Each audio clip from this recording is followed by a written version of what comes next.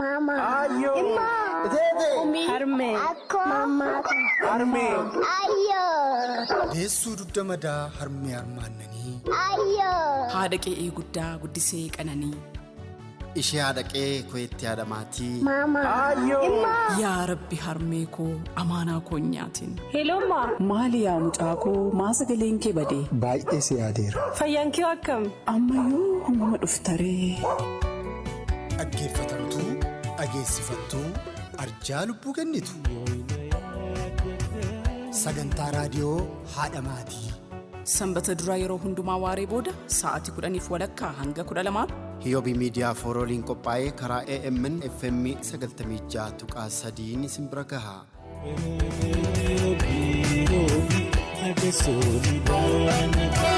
Mama. Ayo. Imma. Dede.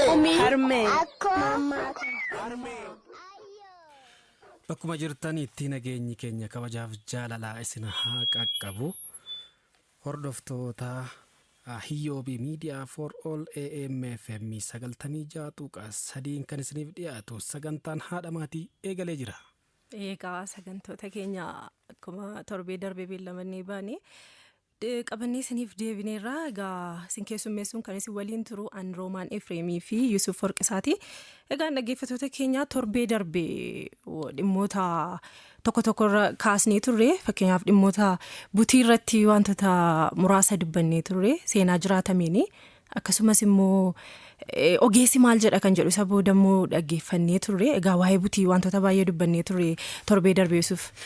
Dhugaadha seenaa jiraatameen seenaa dubartii tokko kan hedduu nama gaddisiisu waa hedduu keessa dabartee butamtee jechuudha fedhii isheetiin ala butiidhaan gaa'ila ijaarrattee san booda jireenyi kan hedduu itti hammaate jireenya rakkisaa keessa kan turte seenaa ishii dhiyeessinee turre ogeessis maal jedhe inni gorsi ogeessaa yookiin immoo namoota akkasiitiif jennee ogeessas dhiyeessinee turre san booda immoo xalayoonni keessanis kan asirraa isiniif dhiyaatan xalayootaanis isiniif dhiyeessinee turre dhaggeeffattoota keenya har'as immoo qophiilee haaraa isiniif qabannee dhiyaanne irraa hanga xumuraatti nu hordofaa nu waliin turaan afeerraa keenya Roomaan Efreemii fi Yusuf Warqisaa hanga xumuraatti isin keessummeessaa isin faana turraa qophiileen keenya seenaa jiraatamee ogeessi maal jedhaa fi xalayoonni keessan duraa duubaan qophaa'anii jiru.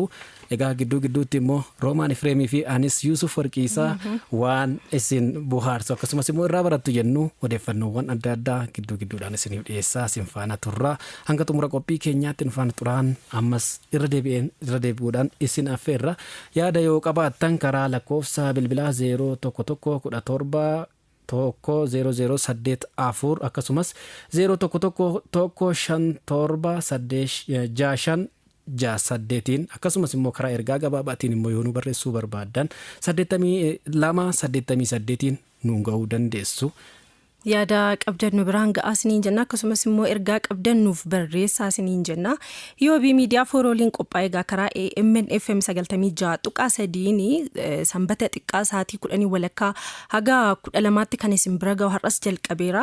Sagantoota adda addaa qabannee jirra akkuma amma Yusuf kaasee egaa har'a sagantoota keenya sanatti darbuun duraa dhimmoota tokko kaasuu barbaanna. Waa'ee Doktera Kabajaa Abbabech Goobanaa waa tokko isiniin jechuu barbaanna. Dubartiin kun Dooktorri Kabajaa Abbabech Goobanaa seenaa ofiif osoo hin taane namaaf jiraatanii darban seenaa irraa baratamu waan hedduu hawaasni kun irraa barata jennee yaadnu dubartummaa waa hedduudhaan jireenya mo'atanii nama darbanidha.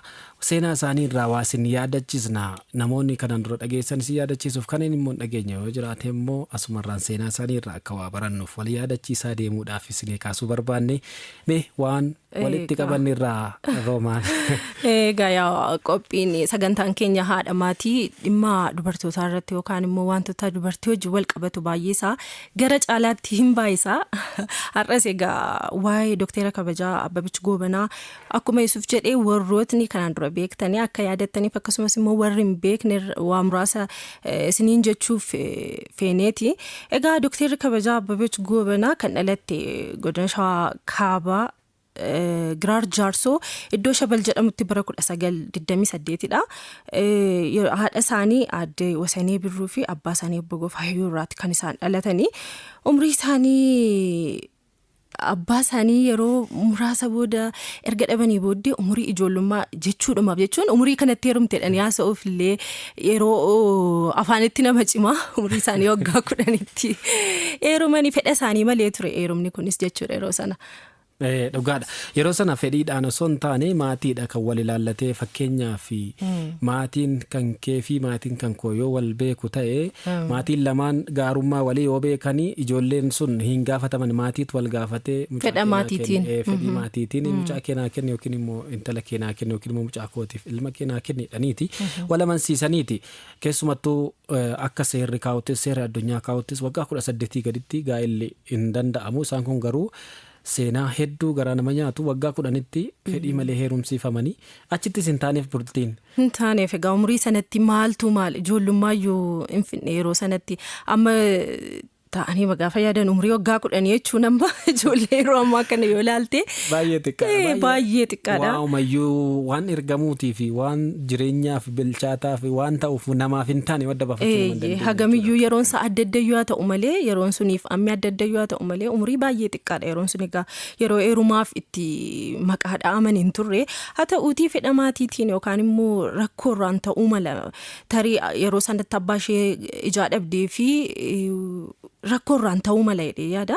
Egaa akkasitiin umurii ishee waggaa 10tti erga heerumtee booda maatii qabachuu dadhabuudhaan ta'uu dhiisuu danda'a qofa garuu wantoota ishee hin taanee fi akkasitiin gaa'elli isaanii itti fufuu hin dandeenye. Erga gaa'elli isaanii itti fufuu hin dandeenye immoo yeroo sana biyya sanaa ba'uuf karoorfatanii guyyaa 3 guutuu guyyaa dhokachaa halkan immoo deemaatii akka tasaa konkolaataa fe'umsaa argataniitu gara magaalaa Finfinnee ga'anii jedhama yeroo sana. Umrii sanatti ilaalu waggaa 11tti ofitti murteessanii gara Finfinnee dhufuun ilaalime baay'ee ulfaataadha. Immoo dhufanii jireenyi Finfinneetti baay'ee akka itti ulfaate seenaan isaanii kan agarsiisu.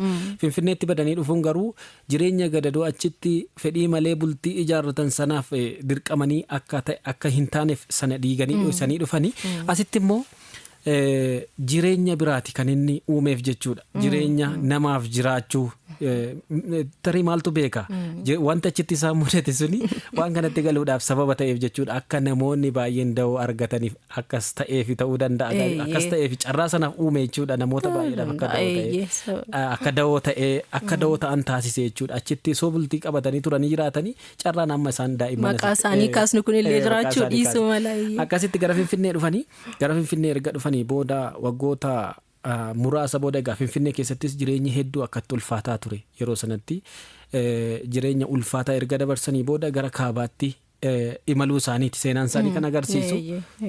Achittis barnoota barataa turanii achitti barattuu qaxalee gatii turanii fi naannoo biyya Ingilizitti carraa barnoota argatanii sababii isaan dhukkubeeffafanii jedha yeroo sana jechuudha. Haa ta'uti garuu gara hojii harkaatiin wantoota adda addaatiin dubartii qaxalee turte jedhamaaf. Kana malee bara 1978 toora sana jechuudha. Sana booda gara kaabaa deemanii Itoophiyaa yeroo sana hongeen hamaan waan turee fi naannoo mana amantaa saniitti kaaba jiru sana naannoo walloo jiru sana deemanii namoota beelaan hedduu gadadaman namoota rakkatan arganii achittis immoo seenaa baay'ee nama gaddisiisu ijaan arganii waan laphee isaanii cabsu waan laphee namaa cabsu iddoo sanatti waan arganiif gara murtee fudhachuutti akka seenan isaanii kan agarsiisu jechuudha. Guutuu isaa ammumatti fufnu moo qophii boodatti deebiin seenaan isaanii waan baay'ee nama hawwatu waan hedduu waan qabuuf. Waan hedduu qabaa wanta baay'ee dubbatamuuf booda irratti deebi'uus hin dandeenya. Amma sagantaa taanu affeerrina. Baay'ee waliin gala rakkoon qabu seenaa jiraatame kan jedhu qophii keenya jalqabaatiin maal jedha laata seenaan kun. Isa immoo sinumti osoo dhaggeeffattanii booda dura isinitti himuurra boodarra immoo yaada kan keessan karaa toora bilbilaa keenya akkasumas immoo karaa ergaa gabaabaatiinis nuun ga'uu dandeessu waan ta'eef dhaggeeffattanii nutti deebitu qophiin seenaa jiraatame itti fufee kanatti aanee dhiyaataa nuti immoo boodarra walitti deebinaa turtiin keessan ammas dhufaana ta'u. Yaa obboleessa koo kaa wajjin dalannee yaa obboleettii ollaa ta'uu wajjin guddanne yaa obbolii jaalalaan walitti hidhamne obboleessa jechuun yoom dhaloota qofaa obboleettii jechuun yoom dhaloota qofaa obboleessa jechuun ilma biyyaa cufaa obboleettii jechuun intala biyyaa cufaa. Ayatu Hasan Muhammadin jedhama. Kamis ganda duwwaa jahaatin jira. Oromiin kiyyamoo jahaatam nan darba. Daa'ima isa kanaa gaachi wanni keessatti mata horoo jedhama. Bakkee sun achitti argame. Achitti akka argameen bultii torbatti mucaa kana fuudhanii natti kennan qabaleedhaan jechuudha. Qabaleedhaan natti kennanii mucaa kana akka waan tokko hin dhageenyetti naminis akkana duraan wasne ani kiyyuma jedheetiin guddifadhaa. Jedhee qabalee irraa tafararrame qabalee malee immoo firdi beetitti naaf farramne yaa'u qabalee maan tafararrame fudhadhe mucicha dhalatee guyyaan torban tokko baada taa'ee olitti fudhadhesa malkisaatu akka abaluun jedhamu mucaan bareedaadha baada fudhadhe kinoo bara waggaa 8 gahee bara 8. Obboleessa jechuun ilma biyyaa cufaa obboleettii jechuun intala biyyaa cufaa. Ani hajoollee duruma jammaree hajoollee nan guddisa. Ofii kiyyaa daheen beeku hajoollee hedduun guddifadhee warra abbaa haadhaan qabne fudhadhee guddisee ishiin takkas ergeen jira gara Suudii deemteerti. Ishiin takkas kinoo mana harkumatti dahuu jirti lama deesse. Yali jirji isaanii immoo kan ganaa guddisuun jira. Isuma gatame kaasee jechuudha. Hajoolleen kun anumaa waamaman malee haadhaa fi abbaan beekan takkan beekan. Isa kana qofa sama argame kana qofa namni nija fudhateeti bakka wucciitti kinoo akkana naan jedhanii haadha kiyya.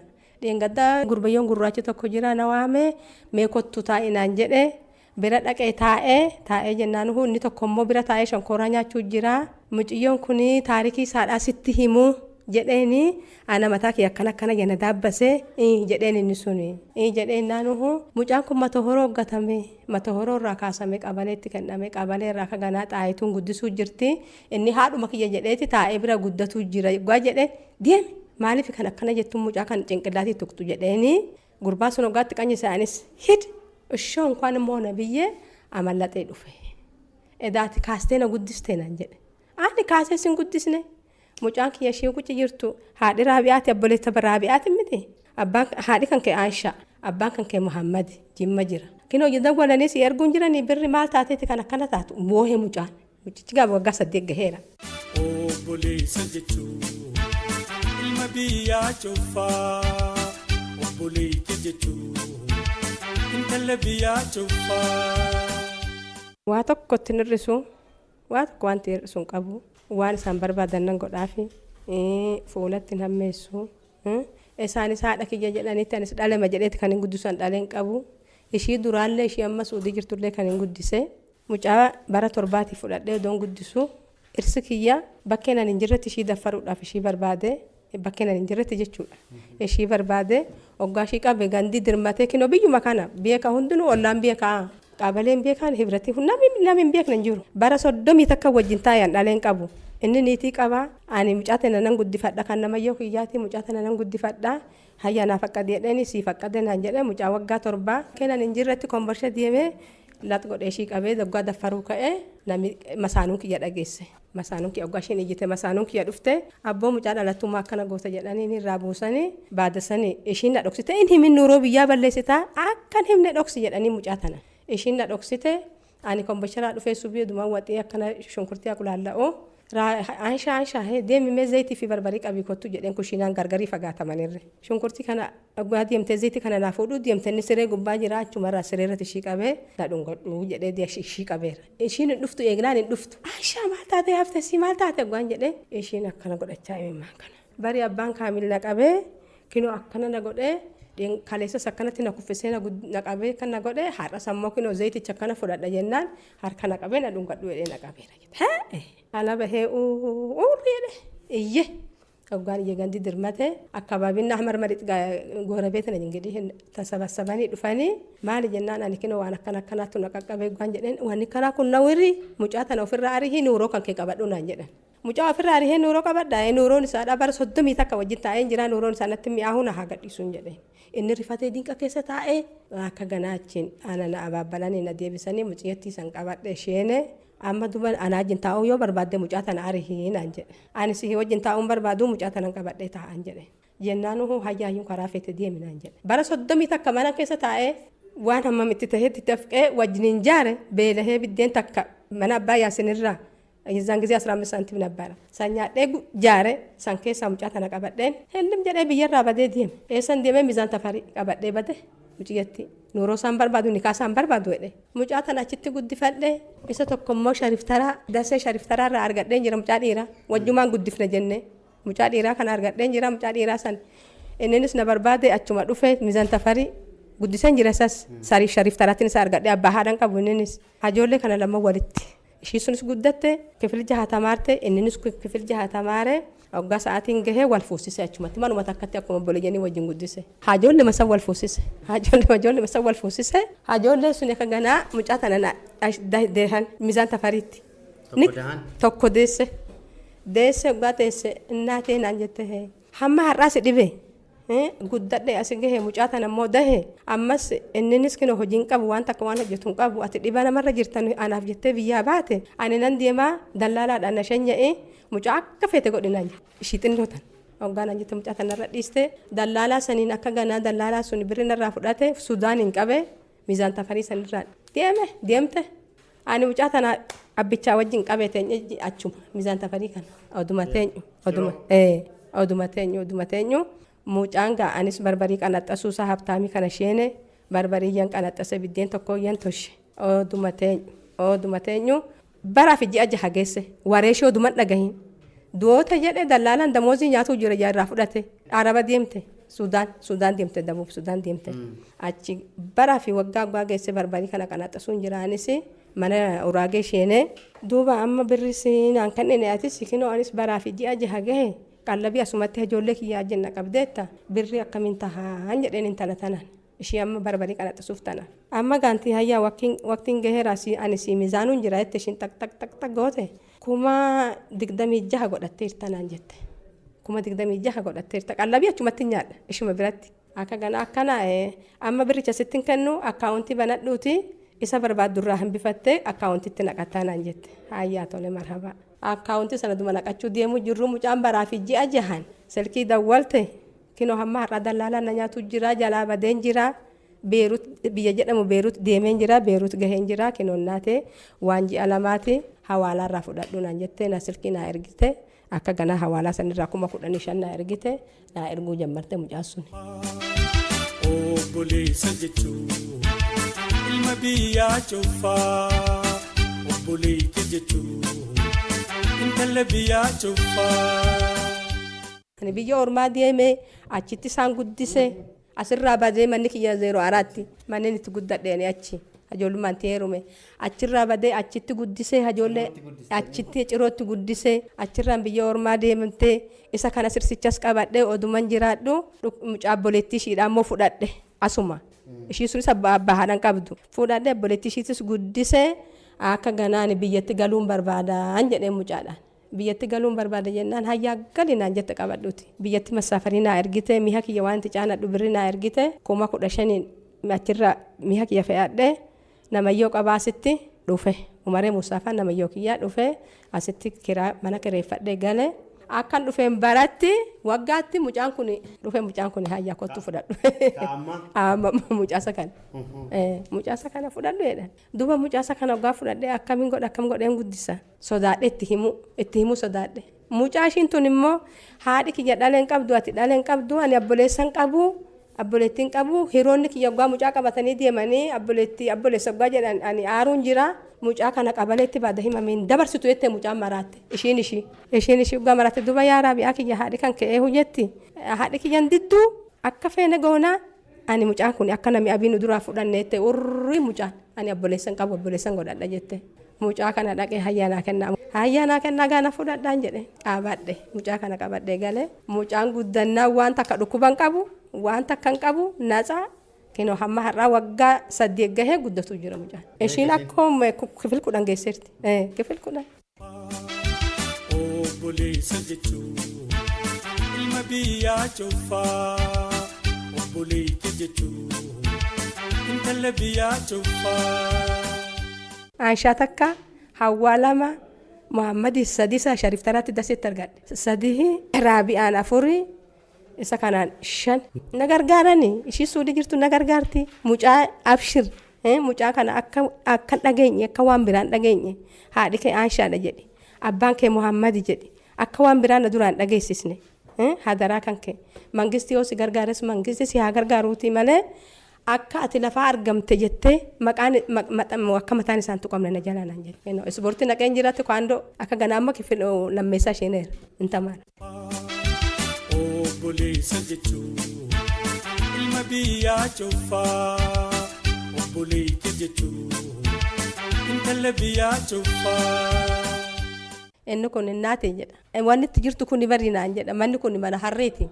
Mana harree keessa amma kan jirtu ganaan mana si ijaara naan jedha mucaan xinnaan kun mana sakkanaa keessa teessaati ani ganaa mana sakkamii si ijaara naan jedha wallahi yoo na dhukkube baquutti nama ramee laakkana na qabate maal taate imimmaan isaa kun laakkana harcaa ani yoo na duraa dhukkubsate ani maraachuu hin ka'a akkanaan kan wal guddisuu jiru.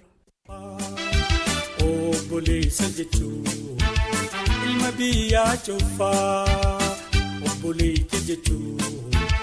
Intala biyyaa cufaa.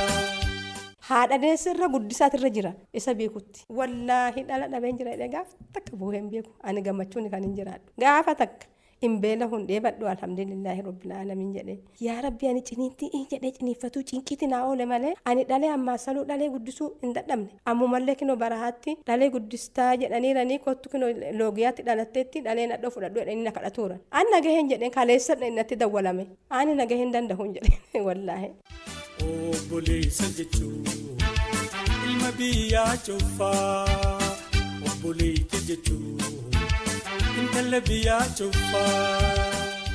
Waan dhuferraan qabaleen gaafta kana nadhiiseen beeku 06 qabaleen duwwaan 6 gaafta kana dhiiseen beeku nageeddaranii warri as jiru waan tokko gaafa tokko hamaa nalaalanii beekanii shiyyati masaddaa gidha jedhanii naanahaniitu mana jiraachisan wallahi biyya kiyyatti akkan kajeelitti hin jiraadha kanaafuu salaamiin hin jiraadha alhamdulillahi rabbil alamin mucaa kiyya bichaa rabbina haasta kaakkanuu waan abe kana duraan dhageenye akkasiin hin qabeera.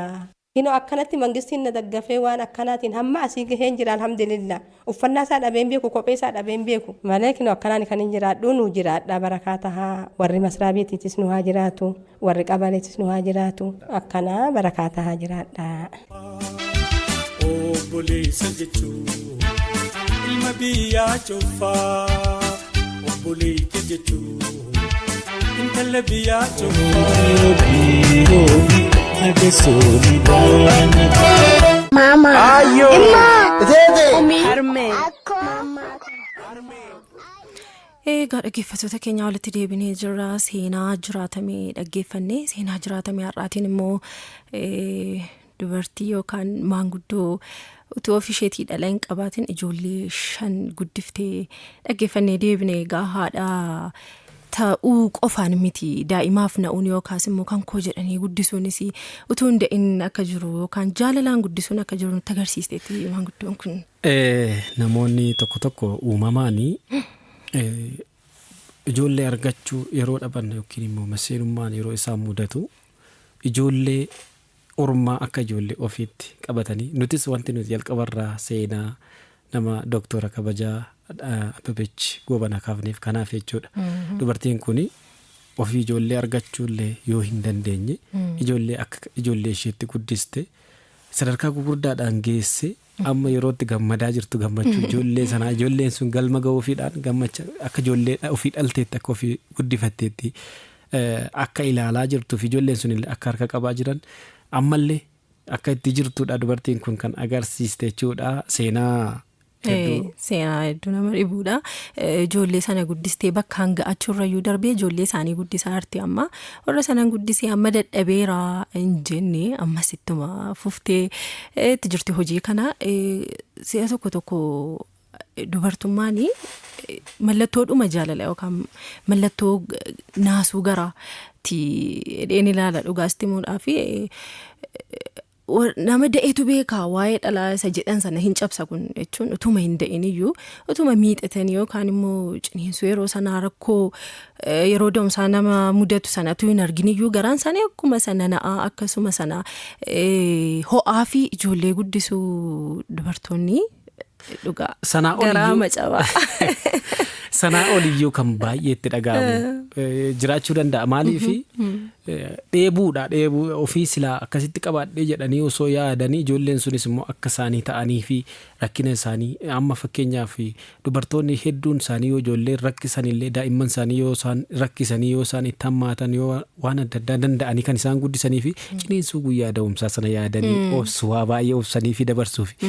Akkasitti garuu namoonni akka kanaa garuu kennaa uumamni kenneefiin ilmoo dhabuu isaanii qofa laalanii osoo hin taane uumaadhaan miira ijoollummaadhaaf gammachuu osoo qabaatanii namoonni kun kana caalaa akkamitti akka guddisan kan nama agarsiisudha. Osoo immoo fi hin dhaliin iyyuu akkasitti kunuunsanii ijoollee yeroo guddisanitti waan hedduu keessa darbanii nama obsa qabudha. Keessumattuu daa'imman guddisuun hammam akka ulfaatu isa warra guddisuuf beeka waan ta'eef waa hedduu barbaachisa daa'imman fedhiin isaanii hedduudha. Sana biraan jireenyi jira san keessaan sana hunda dandeesse ijoollee namni inni kaan yoo guddatte na biraa galti maal naa gooti jedheellee kan inni garaa jabaatu kan ammoo hunda danda'ee namni garaa jabaatee daa'imman guddisee bakka tokkoon ga'ee firii isaanii yeroo argeetti gammadu kun waan hedduu nama gammachiisudha waan ta'eef seenaan jiraatame amma dubartii kanarraa dhageeffannee namoonni hedduun waan irraa baratu hedheetan abdii qabaanii osoo qophii keenya taanutti hin darbiin seenaa tokko kaasnee turre duratti waan ta'eef waa'ee dooktora kabajaa Abbabech Goobanaati kan nuti kaasaa turre.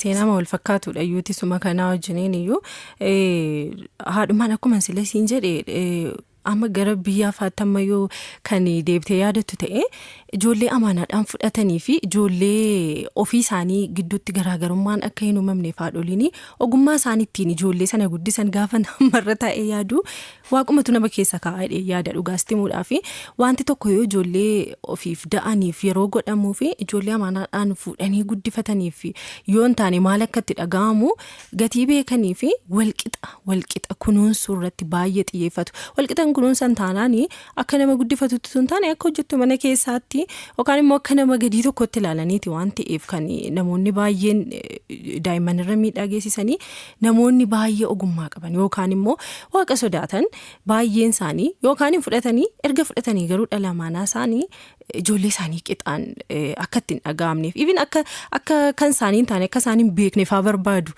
akka nama kan nama biraatti yoo jedhaman illee hin haarumaati. Haaruu danda'u lammaffaa immoo bor asii baatee waatti dhaga'ama sababan haadhan taaneef akkasnaan jettee waan biraas jechuu waan danda'anii fi lammaffaa immoo boris akka isaan dhiisanii deeman hin barbaadani guddisanii ka'anii galmaan ga'anii ka'anii ijoolleen kun akka dhiisanii deeman hin barbaadani. Kanaaf inumayyuu bar ijoolleen yoo fudhattee ilaalta ta'e iddoo adda addaatti fakkeenyaaf hojjettuun yeroo guddistu jaalala isaan qabaatan namatti dhiyaatee kunuunsa godhee fi jaalala kenneef jaalala agarsiiseef ijoollee nama akka itti dhiyaatan baay'ee mul'isa waan ta'eef iddoo adda addaatti amma biyyoota arabaatti amma ijoollee yeroo asii deemanii guddisan ijoollee yeroo biraa galuuf deemanii gadhiisuu didanii yeroo sadarkaa waan baay'ee seenaa akkasiiti waan wal qabatu seenaa baay'ee jira waan ta'eef namni yoo amma uumamni biraallee fakkeenya yoo fudhatte saree yoo fudhatte jechuudha nama guddiseef bakka inni qabu yoo laalte biyyoota amma yeroo darbe biyyoota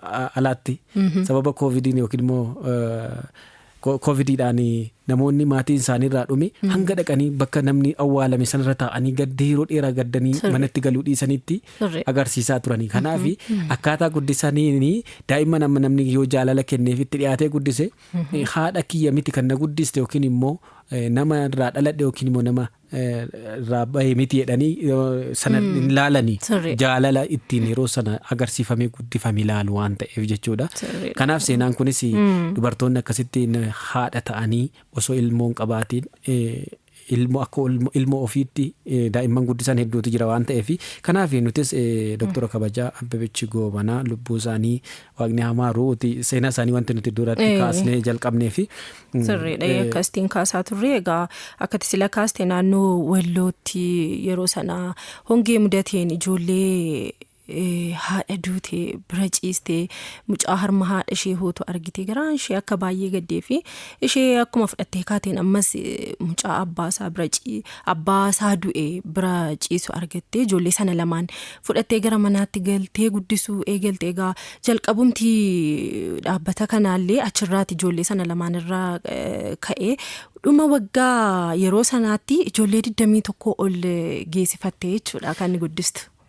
Osoo achiin ga'iin seenaan isaanii osoo gara bakka amma jenne sana hin ga'iin dura yeroo gara Finfinnee dhufanitti Finfinneetti bultii haa ijaarratan malee egaa gidduutti osoo yeroo dhalatan iyyuu jechuudha dhalatanii ji'a tokkotti abbaan isaaniis lola xaaliyaaniitiin abbaan isaanii kan irraa du'e haala rakkisaa keessatti nama biratti guddatanii.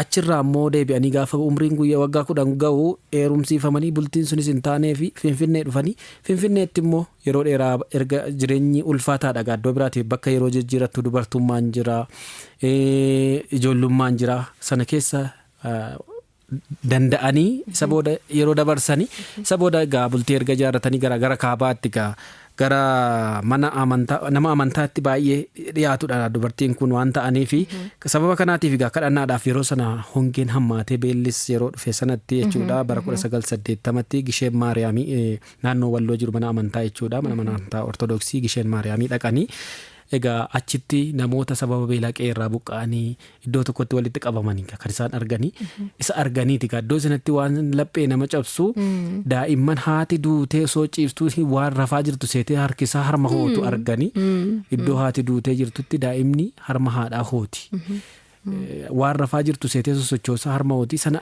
ilaalaadha. Onni namaatu qaba waan baay'ee garaa nama nyaata sana arganiiti santu qalbii cabsee laphee nama cabsa achi ijoollee sana ijoollee achitti sababa kanaan miidhaman 2 garaan dadhabee fuudhanii galan gara Finfinnee fidanii dhufanii asittis egaa fuudhanii erga deebi'anii ijoollee kana lamaanii wajjiniin as keessa Finfinnee keessas deemanii ijoollee akka kana rakkatan walitti qabuu jalqabanii erga walitti qabanii yeroo walitti baay'isatanii dhuma waggaa irratti ijoollee 21 ta'anii fi akkuma tamma kaaste egaa achittis gaa rakkoo guddaatu mudate bultii isaanii irratti sababa kanaatiif. Filannoo 2 kennameefi yookiin ijoollee kana guddisuu dhaabdaa yookiin bultii kee filatta jedhameeni yeroo sanattis ijoolleen akkatti rakkataa jirtu wajjiniin filannoo biraa keessan galchuudhaan bultii ofii hiikuudhaan kophaatti ba'anii gaa dubartiin kun kophaatti ba'anii achittis kophaatti ba'anii jireenya hamaati isaan mudate jechuudha namni galii hin qabne namni qabeenya hin qabne daa'imman murtoo ulfaataa yeroo sana gaa'ela ofii dhiisanii ijoolleen kun lafatti hirkatanii qaban yookaan immoo iddoon itti gatu hin qabu jechuudhaani murtoo ulfaataa mana isaanii isaan diigsisu isaan geessiseedha jechuudha yookaan immoo tuna galii qabaatan yookaan waan ittiin ijoollee kana jiraachisan qabu ta'eeti haa ta'uyyuu garuu toomaa tokko hin qabaatin murteessanii yeroo sana gaa'ela isaanii diiganii ba'anii ijoollee kana guddisuu keessatti rakkoo gurguddaan akka isaan mudate isaanii iyyuu dubbatu turanii hanga mulluu affeelanii gurguruu yookaan akaayii naannessanii gurguruutti gahanii turan yeroo sana ijoollee isaan guddisaa turan xiqqoo kan jajjabaatan keessaa filaniitu akka isaan deemanii gurguran gochaa kana faatiin ijoollee sana guddisaa turan egaa mana ho'aa keessaa ba'anii jireenya mataa isaanii jiraachuu danda'u itti tolee amma isaan ga'u ofirraa hafuu yoo baate namni waan isa ga'u jiraachuu hin danda'a haa ta'uutii garuu jireenya isaanii ho'aa sana dhiisanii gaa'ela isaanii dhiisanii ijoollee kana duukaa rakkina filatanii ijoollee kanaaf haadha ta'anii dhugaadhumatti isaanii fi galata guddaatu mala lubbuu isaanii amaaru.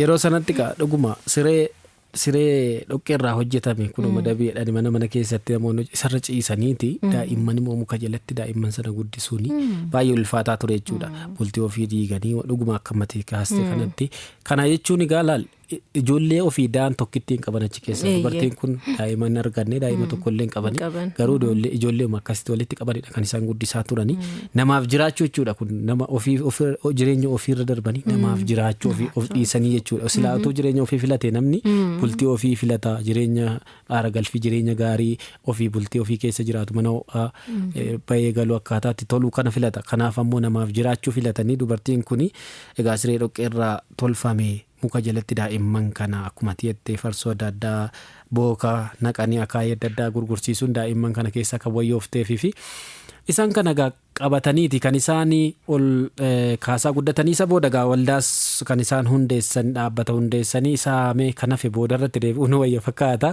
isa kaanitti booda deebina. Dhimmoota amma dubbannee fi seenaa jiraatame irratti ogeessi maal jedha kan jedhu sagantaa keenya sattaanuu ta'a. Isa sana walii wajjin dhaggeeffannee walitti deebina. Turtii gaarii. Egaa ogeessi maal jedha isa booda immoo walitti deebina.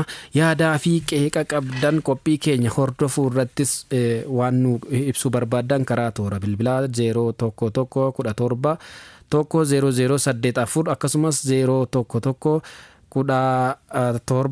6568 akkasumas ergaa gabaabaa 8288 nu barreessuu dandeessu. Yaadaaf qeeqa keessa qabdan nu biraan gaasniin jenna. Ogeessi maal jedha saganticha immoo hordofnee kan walitti deebinu ta'a. Nuti ammas Roomaan Efreemii fi Yusuf Warqiisaa isin keessummeessuudhaan hanga xumuraatti isin faana turra. Qophiin keenya hedduudha.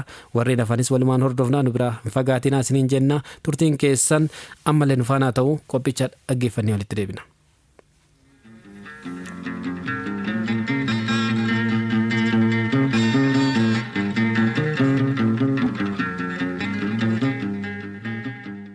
Galatooma Xayyibaa Ahmedin jedhamu itti gaafatamtuu dhimma dubartoota daa'immanii hawaasummaa godina saba Oromoo. Waajjira keessanitti kan argannee jirru seenaa ajaa'ibaa kana duuba jirtu jechuudha namoota deeggaran keessaa.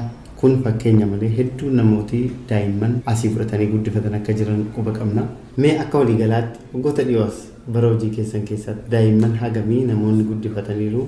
Galatooma akkuma beekamu aadaa uummata Oromoo keessatti aadaa guddifachaa wajjin wal qabatee kan seenaadhaan darbaa dhufee waan ta'eef akkas godina saba Oromoottis daa'imman sababa adda addaadhaan rakkatanii maatiin isaanii rakkatanii kan lafatti hafan isaan fudhatanii guddisanii sadarkaa guddaa irratti kan geessisan dubartoota baay'ee qabna. Dubartoota isaan amma hanga ammaatti keessattuu baroota 2-3 kana keessatti daa'imman gara 21 kan ta'an seera qabeessaadhaan fooster keeriidhaan turanii gara guddifachaatti kennine daa'imman lafarratti gatamanii daa'imman rakkatanii isaan kaafne haadholii akkasii amma haadhi keenya kaasaa turanii isaaniif kennine guddifachaadhaan kan guddachaa jiranii saniin alaan immoo fooster keeriidhaan hamma seera qabeessa goone isaaniif dubartoota gahaa qaban humna qaban beekumsa qaban fudhachuudhaaf fedhii qaban hamma argannutti fooster keer irratti keenye achiin booda gara guddifachaatti kennina waan ta'eef yaa amma hamma seera qabeessa kan ta'e gara 21 kan ta'u dhiira 9 dubara 12 qabna isaan kan amma seera qabeessaadhaan kennine gama guddifachaadhaan guddachaa jiranii halli guddina isaanii wajjin wal qabatee yeroo ilaallu ajaa'ibaadha. Dhalee ofirra kan caalu halli kunuunsaan isaanii yeroo ilaallu halli hordofii isaanii yeroo ilaallu namni waan dhaleedhaaf kan hin goone oli kan gochaa jiran kan arginu fedhiin isaanii jaalalli isaaniif qaban ol kaadha waan ta'eef seenaa uummata Oromoo keessatti seenaa keessattuu namni dhalatee lafarratti gatame yookaan namni isa guddisu dhabame fudhatanii guddisanii seenaan galmeessisaa akka jiran haadholii kanarratti muuxannoo baay'ee fudhachuun danda'ama guddisanii gurguranii hamma daa'imman isaanii guddisuu bira kan gahan jiran waan ta'eef kana caalaas aanota baay'eerra yeroo deemnu daa'imman 2-3-4 qabatanis kan guddisaa akka jiran qabatamaan guddisanis kan geessisaa jiran waan jiraniif ani dhugaa dubbachuudhaaf dubartoota kanaadhaaf guddaa galatooma ulfaadha isin cina dhaabbachuu qabna isin deeggaruu qabna kan jedhuun qaba akka waliigalaatti halli jiru garuu baay'ee kan nama gammachiisuu fi kan abdii namatti horuudha. Waajjirri keessa erga daa'ima kennee hordoffii taasisuu qaba. Guddisa daa'immanii keessatti eenyu sirriitti guddisaara miidhaa jira moo gaariitti guddisa jettanii duuba deebitanii ni ilaaltu ogeessiin qorata. Akka waliigalaatti yeroo ilaallu akka godina keenyatti daa'imman guddifachaadhaaf kennine yeroo ilaallu daa'imman kana hordoffii fi to'annoo isaan gochuuf amma bulchiinsa magaalaa Kamisee isaan wajjin walitti dhiyeenyaadhaan ni hojjetanii waan isaan barbaachisu waan isaaniif godhamuu qabu caasaa dhimma ilaallatu wajjin walitti dubbatamee halli walitti hidhiinsi uumamu jira. Yeroo haalli daa'imman guddina daa'imman wajjin wal qabatee yeroo ilaallu daa'imman hanga ammaatti kennine yeroo ilaallu daa'imman ijoollee isaanirra caalchisanii kan itti jiraachisan akka ta'e malee ijoollee isaanirra gadi qabanii kan itti jiraachisaa jiran ragaa tokkoyyuu argannee hin beeknu. isaan jaalatanii isaan cina dhaabbatanii qabeenya qabanis qabeenya walqixa isaaniif hiranii akkasumas waan isaaniif barbaachisu ijoollee isaanii walqixa inuu caalchisanii kan itti gochaa jiran waan ta'eef ijoollee kan isaaniiti malee kan fakkaatan ijoollee abirra dhufanii kan guddatan ijoolleenis fedhiin ijoolleen qabanis ijoollee sanaaf adda akka ta'e bakkoota adda adda deemnee kan ilaalle kan agarre waan ta'eef hanga ammaatti ijoollee kana ijoollee isaanirra kan wal caalchisanii rakkoo gama haqaadhaan sila haqaadhaan waada sheenneeti kan isaaniif kenninu waan qaban gargar akka godhan waan qaban haalaan akka isaaniif faayidaatti kennan haala sanaan waadaa galameef waan ta'eef kan gara kanatti galamu asirratti waan ragaa arganne waan qabatamaadhaan waan isaan midhaa isaanirra gahee hin jiru inu isaan caalchisanii kan qabatanii akka jiranii yaa'u darbee wantoonni akka ilaalcha wajjin wal qabatee amma akkuma gizee ka'aa ture bodar saayikoo wajjin wal qabatee daa'imman irratti akkasumas maatii guddisee san irratti odeeffannoon tokko kennamu isaan irratti saayikooloojikaalii wanta rakkoo uumuu hin jiraata sayin ala garuu haala guddinaaf daa'imman wajjin wal qabatee rakkoon hanga amma qunnamee jiru haalli jireenya isaanii gaariidha. Yoo jireenyaan guddifachuuf barbaadan jireenyaan gadi isaan ta'an gargaaruu irratti akka argamtan amma geenyerra waan tokkoon dhaabbilee walitti fiduudhaani kana irratti immoo maal fakkaattume? Yoo amma namni fedhii guddisuu qabaatee qabeenya dhabuu danda'a garuu daa'imma sana guddisuu ni barbaada waan ta'eef isa sana kan goonu qaamota isaan ilaallatu wajjin keessattuu inni joon yoo jiraate caasaa mootummaa gandii aanaan akka isaan deeggaruuf isaan cina dhaabbatu waan isaan hojjechaa jiran isaaniif agarsiisaa deemuun hojiin hojjetamaa jira waan ta'eef achi keessa banaawwan jiran jiraachuu ni danda'an isa kanas sirriitti gara fuulduraatti cimsine haadhi akkasii akka jiran sirriitti agarsiifne ijoolleen rakkatu qaamni namni rakkatu baay'ee jira waan ta'eef ijoollee sana haalaan kunuunfamanii akka guddatan hundi keenya ijoolleen Itoophiyaa ijoollee keenya jennee guddisuu keessatti haadhonni keenya fakkeenya waan ta'aniif nuti sana qabannee ni cimsina uummannis kan akka nu hubatu jechuun barbaada. Ijoolleen abbaa guddisa fakkaatti sin jedhama akka ogeessaatti sin ogeessas jirtu waan xiinsammuu tuqxaniitu xiqqoosee waan ta'eef sanyummaa jira yeroo baay'ee amma namni ati Oromoodhaa ati Amaaraa ati Argubbaadhaa ati Afaarii jedheellee wal ilaala daa'imni dhalatee guyyaa torban tokko sanyii hin qabu abbaan isaa maal yoo beekame malee kanaaf daa'imni sun kanuma abbaa guddiseeti jechuudha sirraa yeroo kaanu walloon immoo Itoophiyaa xiqqoodha Itoophiyaa bakka kam jiruuf iyyuu fakkeenya taatii jedhama waan ta'eef sabaaf sablammiin as keessa jiru waliin jiraachuudhaan waan kabaja biyyatti toru seenaa guddaadha kan inni qabu waan ta'eef mee harmooliirraa waan nuti barachuu dandeenyu maaltu jira kanaan wal qabatee gosa ofiitti moggaafata Oromoon guddifatee gaafa jedhu haala isaanuma kennaaf beekamaadha aadaadha waan nuyi qabnu jira sanirratti garuu ammayyummaa keessa dhufee gosaan eessatti dhalatee eessarraa dhufe sanyii warra eenyuuti kan jedhu amma jalqabameera waan dhaloota ammaa kana keessa waan ta'eef kana maqsuudhaaf sana bira immoo darbeedhaaf aadaa guddifachaa kanas jajjabeessuudhaaf akkamittiin itti himuu qabu akkamittiin moggaasuu qabu waan aadaa sana caalaatti immoo cimsanii namni tokko xiinsammuu guutuudhaan ani ilma baluutti jedhee immoo akka guddatuuf akkuma isaan amma kaasaa turan rakkooleen gaaffii eegii guddatanii dhufan sun akka hin mudanneef dhaamsa siin qabdaniif maaltu jira namoota guddisan kanaaf yookaan guddisuuf jiraniif nu dhaggeeffataniif jechuudha. Galatooma akka waliigalaatti haala qabatamaa biyyaas ta'u akka haala qabatama godina keenya keessattuu amma irratti haalli nageenya keenya baay'ee boora'aati jira yaa'unni kun ka'umsiisa saba kiyya qofaa amanta kiyya qofaa waan jedhuun ka'umsa kan ta'e akka ta'e ifaadha akka aadaa Oromoo Walloo akka magaalaa yookaan godina saba keenyatti yeroo ilaallu daa'imman keessattuu haala qabatama bulchiinsa magaalaa Kamisee yeroo ilaallu sabni hundi wal kabajee waliin wal jaalatee amantii hundi wal kabajee walumaan kan hojjetamaati jiru waan ta'eef as keessatti garuu qaamonni farra nageenya ta'an qaamonni finxaaleeyyii adda adda ta'an uummanni sabni lamman akka walitti waliin hin jiraanne wantoota kana kan fakkeessan hojiin hojjetamuu akka jiru ifaadha garuu hanga ammaatti uummanni Oromoo fi Amaaraa waliin tokkummaa isa cimsee haal hojjetamaati jiru akka jiru ifaadha har'as boorus tokkummaan cimmamee deemamuu qaba kan jedhu qaba haala ammaa guddina daa'imman wajjin wal qabatees rakkoo xiinsammuudhaan adda adda wantoota isaan qunnamuu akka jiru sababoota adda addaadhaan ilaalama jira waan ta'eef isa kana tasgabboofnee ilaallee daa'imman kun haala kamiin sammuun isaanii wanni isaanii haala qabatamaa daa'imman isaan kanatti akkamitti guddachuu qabani kan jedhu sirriitti leenjii gama saayikooloojikaaliitiin sirriitti qindeessinee ilaachuu akka qabnu sirriitti nutis fudhanna fudhanneerra isa kana keessatti gaheen uummata ol ka'aadha. Uummanni namni rakkate namni guddisuu hin dandeenye har'as boorus rakkoo akkasiin qunnamuu danda'a. Ijoolleen sun immoo qaamonni isaan sunis dhalanii kan gatan sunis sirrii miti. Namni rakkoo qabu rakkoo isa dandamatee ijoollee dhalee ofiisa sirriitti qabatee kunuunsee guddisuun dirqama kiyya jedhee sirriitti guddisuu danda'u qaba. Kan hin taane taanaan immoo aadaan wal gargaaruu keenya aadaan wal guddisuun keenya uummata Oromoo keessatti aadaa Oromoo keessatti guddifachaan akka jiru sirriitti beekamaadha waan ta'eef seera qabeessaadhaan namni guddisuu barbaadu namni guddisuu danda'u haala seera qabeessaadhaan fudhatee akka guddisuu carraa kana uumuu qabna waan ta'eef daa'imman lafarratti gatamanii haala kanaan wanni keessa galuun qabanii haala amma haadhi keenya yeroo jedhan yoo dhageenyu kan isaan Orommaadha kan guddisaati jiran garuu ijoollee saba Amaaraa akka ta'e kan haala kanaan kan ibsaa turani. Kanaafuu sabni tokkummaa keenya kan dagaagsu malee sabni garaagarummaa sabni haala guddina daa'immanii fi biyya irratti rakkoo akka hin finne isaanirra barachuu ni danda'ama. Amaaraa, Argobbaa, Tigree, Affaar, Amaaraa jedhanii kan wal qabdu kan ittiin jiraanne tokkummaan haadha keessa waan jiruuf haadhi keenya ijoollee argatan haadha kiyya ijoollee mucaa kiyya jedhanii sirriitti kunuunsanii guddisuu keessatti haalli isaan itti jiran ragaadha waan ta'eef tokkummaan har'a miti kan dhufe tokkummaan kaleessa kan jiru har'as cimsinee deemuu qabna.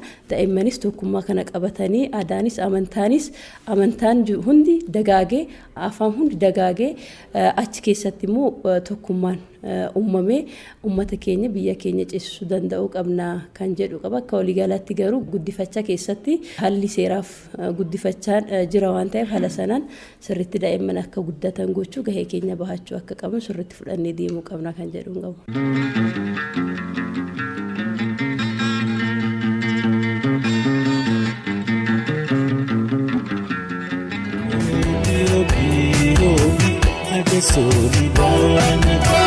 Mama. Ayo. Tete. Harme. Deebinee irraa dhaggeeffattoota keenya qophiin kun Hiyyoobii Media for All AM FM 96.3 yeroo hundaa sanbata waaree booda sa'aatii 10:00 hanga sa'aatii 12:00 kan isiniif dhiyaatu sagantaa haadha maatiitiirra kan isiniif dhiyeessaa jirru keessummeessitoonni keessan har'a Roomaan Ifreemii fi Yusuf Warqiisaa sagantaa keenya tokko lama jennee simbiraan ga'aa jirra. Seenaa keessumattuu qophiichi waa'ee dubartootaa dargaggootaa irratti kan xiyyeeffatu waan ta'eef seenaan dubartoonni dabarsan dhimma kanaan wal qabatee immoo dubartii daa'imman guddisaa turte seenaa jiraatameen hordofnee deebinee ogeessi seeraa immoo seerri maal jedha jennee dhaggeeffannee walitti deebinee jirra. Ammas qophiin keenya tokko lamaan itti fufee jira Rooman. Waa'ee dubartoonni ijoollee fudhanii guddisuu irratti wantoota baay'ee dhaggeeffannee deebine akkasumas immoo ogeessi maal jedhaa isa jedhu dhaggeeffannee deebine egaa kanarraa kan hubannu immoo waanuma guddisuuf fedhii qabaniif yookaan immoo waan dhala dhabaniif utuu hin taane guddisuu danda'u irratti immoo xiyyeeffannaa guddaadhaan akka hojjetamuu qabu yookaas immoo hojjechaa jirra jedhanii wantoota baay'ee kaasaniiru. Sababiin isaa namni tokko waanuma fedha sana qabuuf yoo ijoollee karaa irratti kufteessa ta'uu karaa seeraatiinis deemanii fudhatanii haa ta'u nan guddisee jedhanii humna immoo qaban taanaan rakkina irratti rakkoo biraadha waan ta'eef sana irratti illee akka itti yaadamuun irra jiru wantoota baay'ee kaasaa turanii. Ogeessi asirratti keessumaayyuu waan guddifachaadhaan wal qabatu seerri gadaa Oromoo waa hundaaf furmaata yookiin immoo bu'uura dimokiraasii addunyaa kanaa ta'e dhimma guddifachaa kanarratti yookiin immoo daa'imman guddisuu irratti waan inni kaa'us as keessatti ogeessi seeraa kun kaasaniiru jechuudha. Ogeessi dhimma kanaan wal qabatu jechuudha. Keessumattuu Oromoon namoota ilmoon arganne yookiin immoo sababoota adda addaatiin masiinummaan isaan mudatu yookiin immoo ilmoo dhabuun isaan mudatu akka ilmoo ofiitti akka guddifataniif seera guddifachaatiin daa'ima kennaaf. Daa'ima sana akka mirga waa hunda ilmi tokko argachuu danda'u namni biratti guddatu suni guddifatee akkasitti sadarkaadhaan gahee akka ilmoo ofiitti akka jiraachisuuf mirgoota guutuu kenneefi akkasittidha kan Oromoon guddisu jechuudha.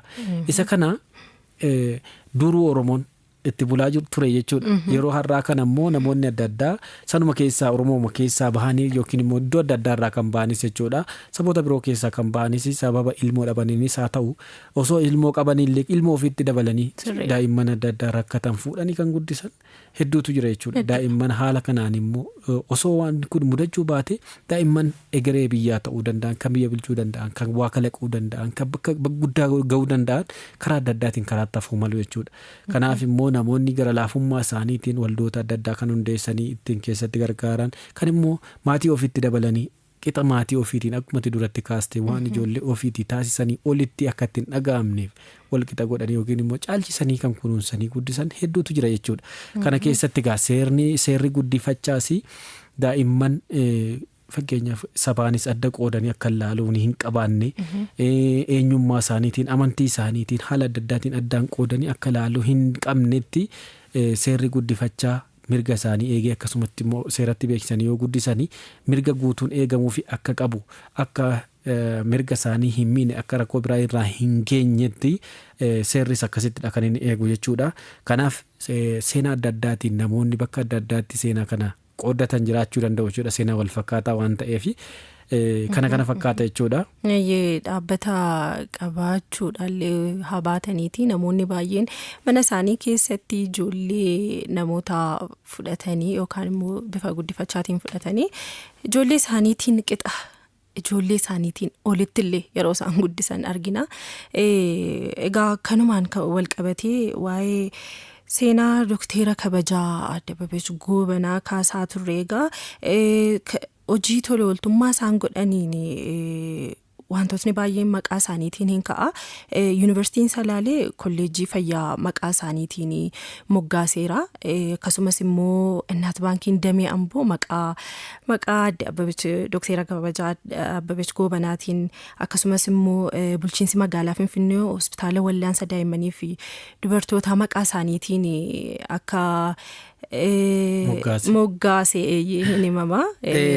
Kana jechuun namni namaaf jiraate akkasumatti seenaansaas darbee jiraataaf jechuudha. Egaa dubartiin kun daa'imman guddisuun cinaatti daa'imman guddisuu qofaa miti. Daa'imman guddisuun cinaatti dubartoota haala garaagaraatiin jireenyi isaaniitti dukkanaa'ee karaa irratti kufan fuudhanii barsiisuudhaan sadarkaadhaan gahuu. Daa'immanumti kun immoo guddatanii achitti nafanii manneen barnootaa adda addaati. Jalqabarra ganda daa'immanii fi barnootaa tasfaa'idhanii hundeessanii achi keessattis daa'imman baay'een baratanii sadarkaa adda addaa kan ga'an jiru. Achi boodarra immoo dhaabbata kunuunsaa fi misooma daa'immanii Abeebech Goobanaa jedhaniis kan hundeeffame maqaan dhuma kanarra immoo dhaabbata gargaarsaa Abeebech Goobanaa jedhamee kan moggaafame daa'imman guddisuu kunuunsuu barnoota barsiisuu kanaan alatti immoo dubartoonni karaa adda addaatiin karaa irratti kufanii hafan jireenyi isaanii dukkanaa akkuma amma jedhe gara jireenya dandamannaatti gara barnoota akka argatan akkaataa hojii argatan kana mijeessuudhaan sadarkaa hedduudhaan kan isaan jireenya namoota hedduu jijjiiran waggoota umrii jiraatan hunda keessatti jechuudha. Namaaf jiraatan kanuma keessatti dabarsan jechuudha. Dooktarri Kabajaa Abeebech Goobanaa dubartoota baay'ee ogummaadhaan ga'umsuu akka isaan of danda'an gochuu keessatti gahee guddaa haadha taphatanidha. Akkasumas egaa dhaabbanni tola ooltummaa kun barattoota achuma jiraatanii yookaan immoo barattoota bultii 200 olii fi barattoota deddeebi'anii baratan 482 ol akka barsiisaa jirus hin himama. Egaa dhaabbati kun erga hundaa'ee kaasee namoota miliyoona 1.5 ol ta'antu karaa kallattiinis al-kallattiinis dhaabbata kanarraa fayyadamuu ta'anii namoota baay'eef illee carraa hojii baay'ee dhaabbata baneedha. Egaa wantoota baay'ee hojjetaniiru. Egaa kanaaf egaa yuunivarsiitiin Jimmaas hojii tola ooltummaa isaan hojjetaniin Doktera Kabajaa kennee fi egaa guyyaa sanis kan seenaan isaanii agarsiisu daa'imman ofii dahan yookiin immoo dhalan yoo qabaachuu baatan illee daa'imman isaan guddisan hedduu yookiin immoo dhalli isaanii hedduu akka ta'e Itoophiyaan guutuun akka dhala ofiitti akka ilaalan daa'imman biyya akka dhala ofiitti akka ilaalanii agarsiise jechuudha. Namni hedduun jechuudha. Keessumattuu immoo Maazer Tereezaa Afrikaa jedhamaniitu kan isaan beekaman kanaaf gocha tola ooltummaa isaan hojjetan kanaaf jechuudha. Kanaaf sadarkaa addunyaattis sadarkaa biyya keessaattis beekamtii fi badhaasota adda addaa argataniiru jechuudha. Doktera Kabajaa Abeebech Goobanaa jechuudha. Egaa Dooktora Kabajaa Abbebeechi Goobanaa waggaa 4 duradha sababa koovidii yookiin immoo COVID-19 dhibee weerara kanaanii addunyaa kanarraa of biraa dhabne jechuudha. Biyyeen itti salphattu jenna. Isaanii hojiin isaanii isaan darbanis namni kamiyyuu ammas irraa wanti barannu namni kamiyyuu waan fedhe yoo waan jiraatu hojjetee waan seenaan isa jiraachisu waan seenaan maqaa isaan dhawu yoo hojjetee darbe seenaan isaa bara baraan darbee jiraata namni sun yoo darbe jechuudha. Dhaabbanni isaan hundeessan hanga har'aatti itti fufee daa'imman gargaaraa jira. Nama hedduu jireenya gadadoo keessaa baasaa jira. Barnoota carraa hojii uumaa jira. Kanaaf jechuudha nama waan baay'ee kan irraa baratamuu danda'udha waan ta'eef seenaa kana isiniif dhiyeessuu filanne dubartii reefuu daa'imman hedduu fuutee guddisaa jirtu bakka gurguddaadhaan geessi keessattuu biyya alaattis ergitee kan asittis immoo baratanii kan bakka gaggaa'aa jiran kan qabdu dubartii akka ofii deessetti akka ofii dhaltetti guddisaa jirtu kanarraas dhaggeeffannee seenaa jiraatameen jechuudha. Achi booda immoo ogeessi immoo maal jedhanii sanas hordofnee turreega ammas immoo kan biraatiin Eegaa yoobii miidiyaa foorooliin qophaa'ee karaa AMN FM 96.3dhaan kan isin bira ga'u sagantaa keenya haadha maatii tegaa kabajamtoota dhaggeeffattoota keenya an Roomaan Efreem akkasumas immoo Yusuuf Warqisaa waliin ta'uudhaan isin waliin turaa jirra. Dhimmoota kakkaasne kanarratti wantoota kakkaasne kanarratti yaada yoo qabaattan karaa toora bilbila keenyaa duwwaa 1171 duwwaa 84 yookaan duwwaa 11 1576568 akkasumas immoo ergaa gabaabaa 8283 akka nu biraan geessan akkasumas nu barreessuu yoo barbaadan karaa lakkoobsa bilbila keenyaa duwwaa 9636565 duwwaa 5 telegiraamiidhaan karaa toora telegiraamii keenyaa nu barreessuu dandeessu akkasumas immoo karaa yuutuubii keenya hiyoobii miidiyaa sabskiraayib gochuudhaan akka nu hordoftan kabaja guddaadhaan isin gaafannaa kabajamtoota dhaggeeffattoota keenya. Ayyee ammallee nu faana turaasiniin jenna egaa qophii nuti qabnu tokko lamaan isin biraan gahaa jirra ammas immoo qophii itti aanutti ceeneeti xalayoota nu hafa xalayaa tokko immoo dhaggeeffannee kan walitti deebinu ta'a ammas turtiin keessan nu faana haa ta'u isiniin jenna yaada qabdan qeeqa keessan akkasumas immoo yaada qophicharratti qabdan karaa toora amma isin ibsineen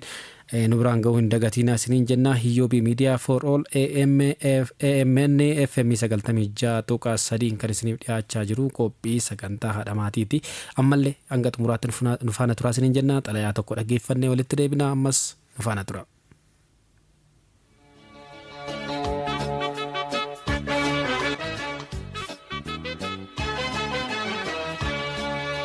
Gufulla qalbii hamaati arraba diimaa ija gurraatti.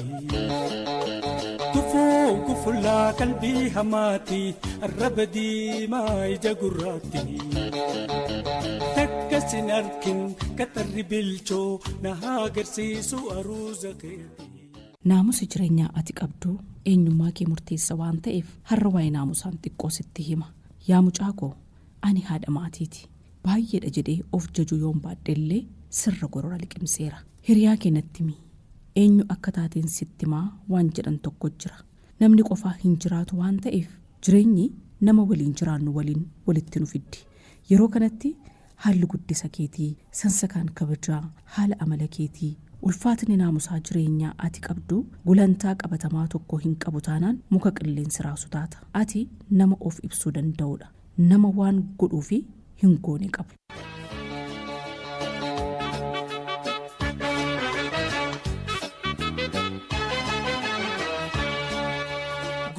Gufulla qalbii hamaati arraba diimaa ija gurraatti.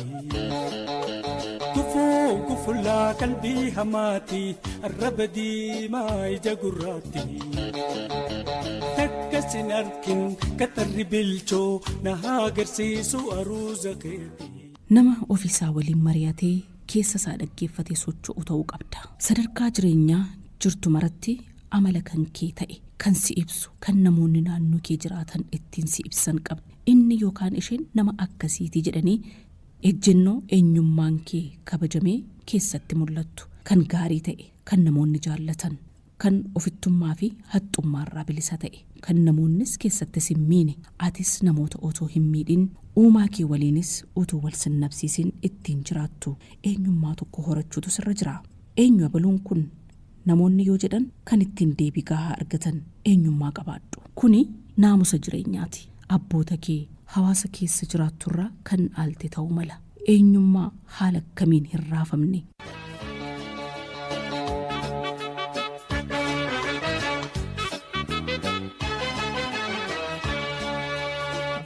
Gufullaa qalbii hamaati arraba diimaa ija gurraatti. Gufullaa qalbii hamaati arraba diimaa ija gurraatti. Takkasin arkin katarri bilchoo na agarsiisu aruuza keeti. Naamusa gaarii nama ta'uu kee kabachiisu qabaadhu mucaa koo. Na amani kana qabaannaan gammadaa taata. Milkaa'aa taata. Umurii kee keessatti gaabbii tokko malee jiraatta. Naamusni ammoo miira ofiin of bituudha. Aarii mo'achuudha. Afaaniin dhiisanii qalbiin ofii waliin dubbachuudha. Gurra lubbuu ofii dhaggeeffattu qabaachuudha. Kun haala hundumaa keessatti nama tasgabba'aa yookaan tasgabbooftuu si taasisa. Yeroo akkasii namoonni dhimma isaanii sitti matanii furmaata sirraa argatu. Aaranii sibira dhufanii gammadanii furmaata argatanii sibiraa galu. Ijoollummaan jaarsa araaraa taata. Ofirra dabartee gorsaa araarsaa namootaa taata. Sababni isaa ati sansakaa naamusaa qabda. Inni nama akkasiitii jedhanii waan ati qabdu kanaan namoonni maqaasiif moggaasaniiru. Hiriyaa keenatti mii eenyummaa keen sitti maa yoo jedhamanii gaafatamanii sitti boonaa si himatu hiriyoonni kee. Maqaa kana yeroo tokko itti waamamtee tataanaan kabajisaa gammachuu guddaa siif kenna. Gulantaa sanarraa tasuma akka hin buuneef ammoo caalaatti itti guddataa deemuu qabda. Namni immoo qaamaan qofaa miti. Yaadaan miiraanis guddataa deema. Ammallee naa guddadhu. Har'aaf si ga'a. Nagaatti haadha maatiirraa.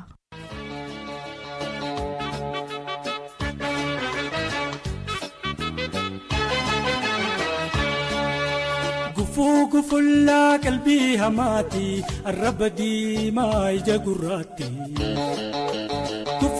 Gufullaa qalbii hamaati arraba diimaa ija gurraatti. Takkasin arkin katarri bilchoo na agarsiisu. Mama. Egaa xalayaa kana keessatti immoo seenaa yookiin immoo haala namni modeela eenyuun akka godhachuu qabu haala namni xiyyeeffannoo namni ofiif qabanii fi ijoollee ofiitiif maatii ofiitiif qaban waan irratti xiyyeeffatamuu qabu irrattidha kan bilisee nu dhiyeessite galatoomi jennaani. Egaa keessumattuu namoonni fakkeenya ofii eenyuun godhatu yoo jette namni ijoollummaadhumarraa kaasee torbee darbellee irraa tuttuqneerra ijoollummaadhaan waan naannoo isaaniitti arganii fi namoota isaan guddisan fakkaatu daa'imman. Bakka hedduutti yoo argite haala jireenyaa fi haala keessatti guddatan haala maatiin sun qabaniin horatanii ol guddatu haala naannoon sun fakkaatuun guddatu amma immoo haala tekinooloojiis dabalateera yeroo ammaa kana jechuudha. Ammas haala tekinooloojii dhufe amma immoo keessumattuu sooshaal miidiyaa wantoota adda addaa jira waan ta'eef namoonni waan irratti xiyyeeffachuu qabaniif akkaataatti guddachuu qabaniif xiyyeeffannoo akkamitti akka kennuu qabaniif moodeela yookiin immoo eenyuun akka fakkeenya godhatanii guddatanii sanarratti bu'uura sanarratti ijaaruun murteessaadha jechuudha. San keessattis maatiin murteessaadha jechuudha. Namni guddisu suni haala naannoo isaa wajjiniin haala addunyaan keessa jirtu wajjiniin keessattuu ijoolleen yeroo xiqqummaatti hanga dhaqanii waggaa ijoollummaa keessaa ba'anii hanga of baranii waa murteeffachuu danda'anitti waan itti dhufe waan fakkaate sanan amananii fudhachuu waan danda'aniif yeroo sanatti maatiin haalli ittiin inni guddisuu fi haalli ittiin qabatu baay'ee murteessaadha yeroo sanatti jechuudha. Baay'ee murteessaadha. Akkuma sila jettee torbee darbee wantoota baay'ee kaasnee turre waa'ee daa'imman ola deemuullee akkasumas immoo ijoolleewwan xixiqqoon akkamittiin akka guddisuu qabnu waa'ee dhimma maatii irrattis egaa qophiin keenya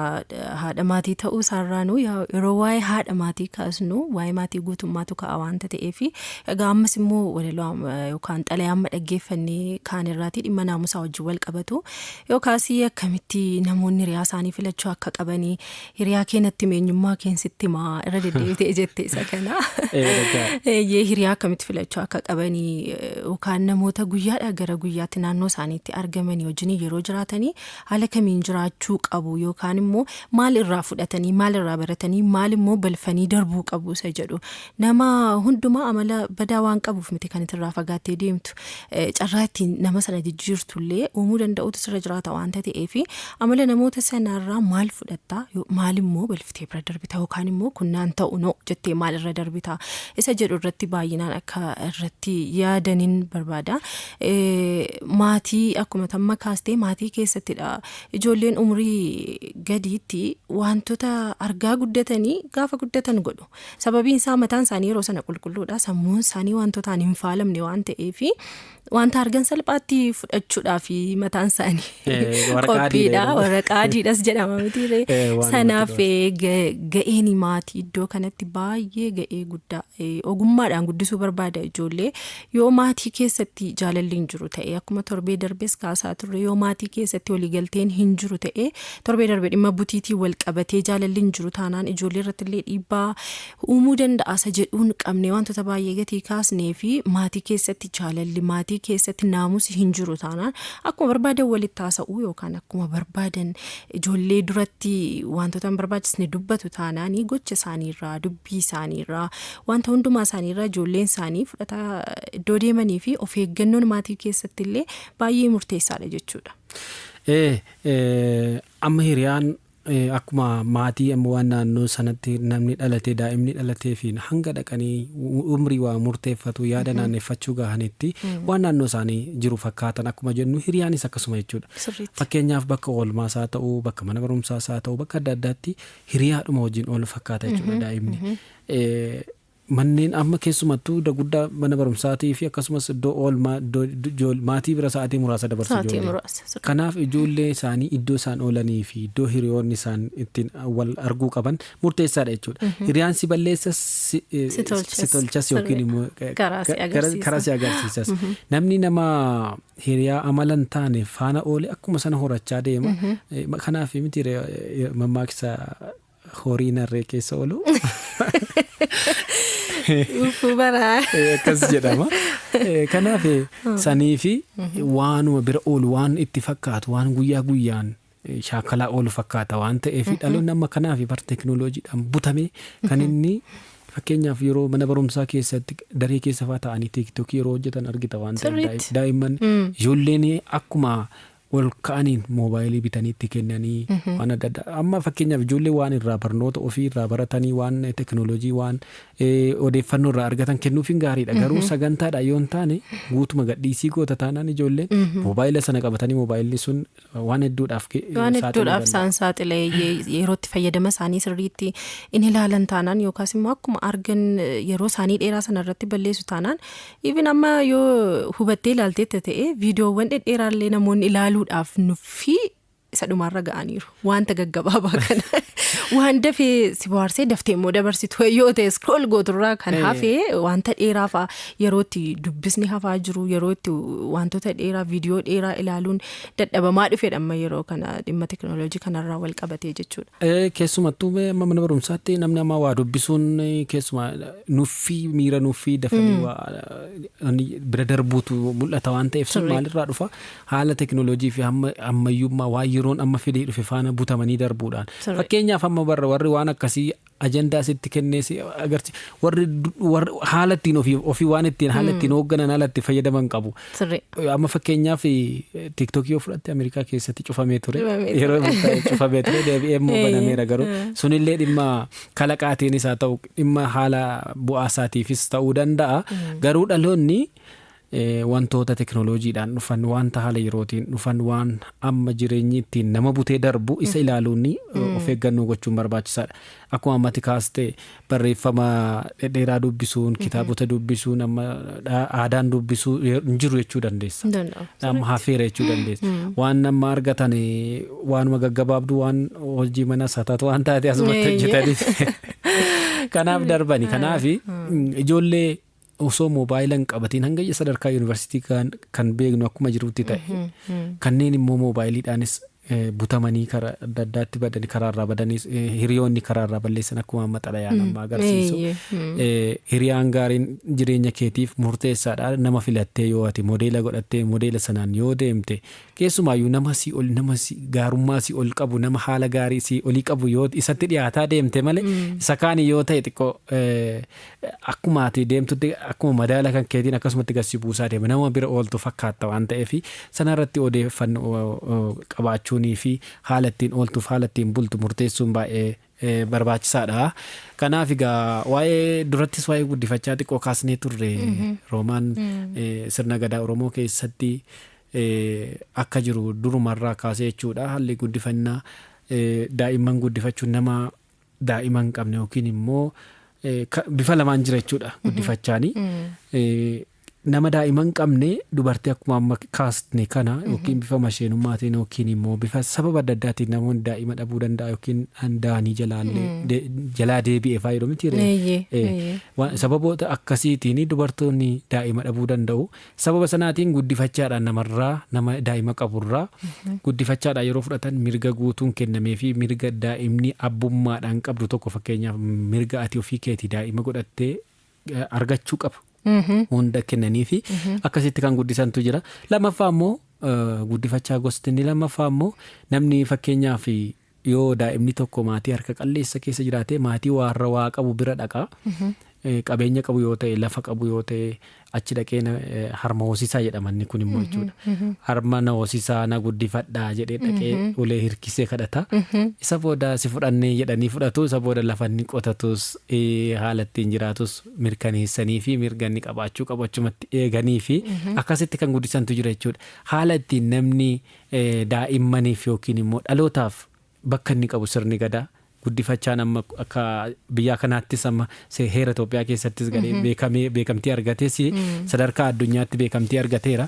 Kana jechuun murteessaadha jechuudha jireenya keessatti. Maaliif sababa adda addaatiin daa'imman karaa irratti hafuu malanii fuudhanii guddisanii akkuma qophiin keenya mata dureen qophii keenya har'aa fi odeeffannooleen keenya har'aa kaasanitti jechuudha. Akka kanatti guddisuudhaa fi daa'imman egeree biyya kanaatiif biyya kana dhaalanii jireenya boriitiif biyyattiin amma jenereeshinii yookiin immoo dhaloonni amma jiru bor jiraachuu dhiisuu danda'a. Jireenya dhaloonni itti aanee dhufu immoo waan biyyi kun taatuuf murteessaadha jechuudha. Yookiin warri keenya amma abbootiin keenya adawaa lolanii dhaalanii xaaliyaanii baasanii biyya kana fidanii nuun gaanii yeroo sana sanumayyuu yeroo jireenya akkasitti mijaa'an taane fardeen lolanii meeshaa ammayyaan taane lolanii biyya kana nutti kennanii dhaloota isa sanatu fidee nutti kenne. Nuti immoo har'a sadarkaa biraatiin fuunee deemaa jirra jechuudha. Yeroo sana magaalaan akkasii hin jiru, jireenya akkasii hin jiru, akka ammaarra irra jiru kun teknooloojiin hin jiru. Dhaloonni ammoo kana booda dhufu immoo waan kana caalu fidee dhufuu qaba jechuudha. Kan kana caaluuf of qopheessuu qaba jechuudha teknooloojiidhaan isaa ta'u waan adda addaatiin. Kanaaf immoo murteessaadha haalli guddina isaanii asirratti murteessaa waan ta'eef xiyyeeffannoo guddaa barbaada jechuu barbaadeetan. Yeroo sana injifannoo abbootiin keenya nu dhaalchisanii biyya nuuf dabarsan sana gaa akkamittiin adeemsisaa jirra, dhaloota dhufuuf akkamitti qopheessaa jirra, naamusi keenya akkamii isa jedhu irratti wantoota baay'ee dudubbanne. Egaa amma immoo xalayaa lammaffaa dhaggeeffattoota keenya yoo affeerreewu. Mormiin qabu. Sana affeerra. Ammas Iyyoobii Miidiyaa for All AMN FM 96.3 sagantaa haadha maatiiti kan hordofaa jirtan yeroo hunda sa'aatii 10 walakkaadha hanga sa'aatii 12tti kan sinfaana turu. Yaadaaf qeeqa qabdan ammas irra deebitanii nuun ga'uun dagatiina karaa lakkoofsa bilbilaa 0117 tokko 0084 akkasumas 011115 akkasumas immoo karaa ergaa gabaabaa 8283 yaadaa fi qeeqa qabdan nu biraan gahuu hin dagatinaa isiniin jenna. Qophiin keenya kan xumuraatti hafee jira waan ta'eef isa xalayaa kana dhaggeeffannee walitti deebinaa. Ammas turtiin keessan faana ta'u. Naannoo kananii agartuu jireenyaa daawwitiin hawaasaa barsiiftota keenyaa bu'aalee barnootaa jabeessinee himnaa burqaalee beekumsaa yoom galatoonfanna isaanumaan boonnaa. Haga'u nagaan koo barsiisota maraaf. Barsiisaa qofatu hin taane maatii ol warra nutti dhiyoof har'i keenya waaqaan gaditti boca keessan warra ta'eef barsiisaan faarfameeraaf sirbameera dubbatameera haga isaan madaalu ta'uu baatus wantoonni baay'een jedhameera. Barsiisota keessaayyuu barsiisota daree yookaan abbaa daree warra jedhaman durii ni yaadattu isaanis yaadachiisuuf jedhe hamma gatiin isaanii ga'u dubbachuu dadhabullee waan muraasa kaasuu yaadeen. Durii yeroo nuti baranne barsiisaa tokkotu barnoota gosa 5 wal faana nu barsiisa. Gosa 5 kanatu hin boqotin tokkorraa kan biraatti darbaa nu barsiisa. Waca ijoollee, nuffii daa'imaa, mugaatii barataa hunda danda'aniiti kun hundi. Amalli daa'imanii garaagara. Ijoollee maatii adda addaa keessaa walitti dhufan miti. Ijoollee dhumta abbaa tokkoyyuu haala hamalaan garaagari. Kana hundaa bakka tokkotti fiduun amala daree guutuu walqixa hoogganu.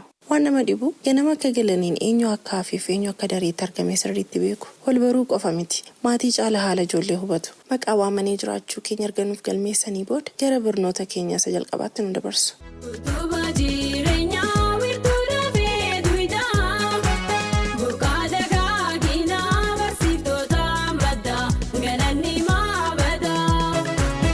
Hararra dhaabadhee yeroo yaadu dadhabbiif gatii isaan baasaa turan jechaa oli. Sammuu ijoollummaa qartanii obsaan ijoollee koo jechaa walqixa kunuunsitanii halkan dubbisaa bultanii guyyaa barataa faana mataa cabdanii barsiisota koo waa'een keessan dhuguma amma ga'u leellifamne. Isin dhalootaaf karaa labataaf agarsiistuudha. Achi iddoo baadiyyaa sana teessanillee sammuu dhalootaa keessatti borii isaanii sirriitti bocaniitti agarsiistu. Naannoo magaalaatti immoo aarsaan isin kaffaltan akka salphaatti kan ilaalamu miti. Rooba ganamaa, saafaa waaree, hiriira geejjibaa, dhabiinsaaf agabuullee damdamattaniitu. Isiniif kabaji barsiisota ta'uu keessan qofaaf utuu hin taane maatummaa fi itti gaafatamummaa keessaniif illee ni mala. Isin beekumsa keessanitu hin qusatin, dandeettii keessanitu hin waakkatin dhalootaaf gumaachitan. Barsiisota irra deddeebi'anii leellisuun nuffii tokko maleedha. Gatiin keessan guddaadha. Kabaji barsiisota maraaf. Roomaan Efreem irraa.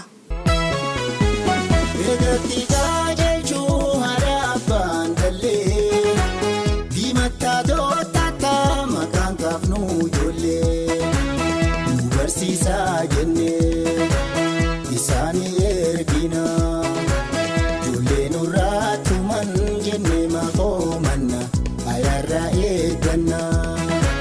Barsiisaa baramsaa qaraayyuu hawaasaa jireenya golgolaa siin namarraa ibsaa. Abdii muraatiin jabaadhu barsiisa.